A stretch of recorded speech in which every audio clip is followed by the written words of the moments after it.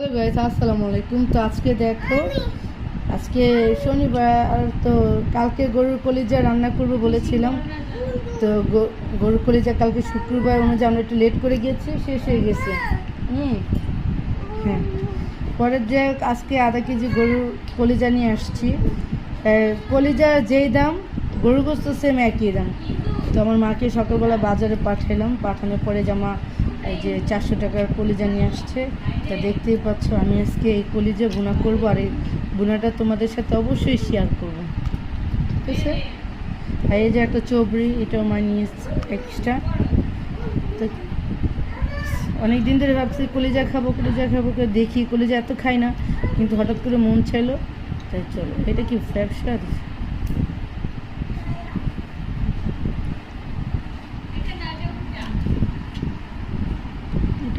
এটা তো দেখা যায় ব্যবসা, এটা তো কলিজা, এটা কলিজা।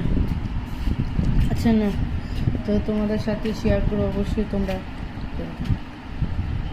এই যে তো গাইস, এখন আমাদের তোমরা দেখছো যে আমরা যখন কলিজা নিয়ে আসছিলাম তখন কলিজা কিন্তু কাঁচা ছিল। তো হ্যাঁ, কলিজা রান্নার আগে একটু সিদ্ধ করে নিতে, আমরা এখন সিদ্ধ করছি।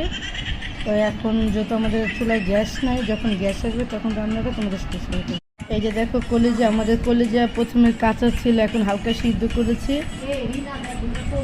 পরে যে পেঁয়াজ, এই পেঁয়াজগুলো এগুলোতে লাগবে। এই যে দেখো পেঁয়াজ, ঠিক আছে, ভুনা করব। এই যে কলিজা সবসময় সিদ্ধ করে নিতে হবে, ঠিক আছে? আমরা সিদ্ধ করে নিচ্ছি। আর হচ্ছে পেঁয়াজ,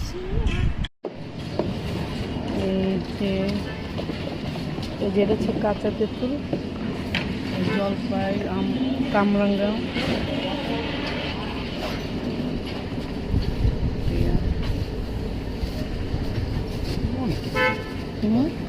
অনেক কিছু পেয়েছি, জলপাইটা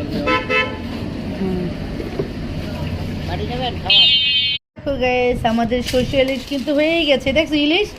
এই যে দেখো পদ্মার সর্ষে ইলিশ, ঠিক আছে, অনেক মজা।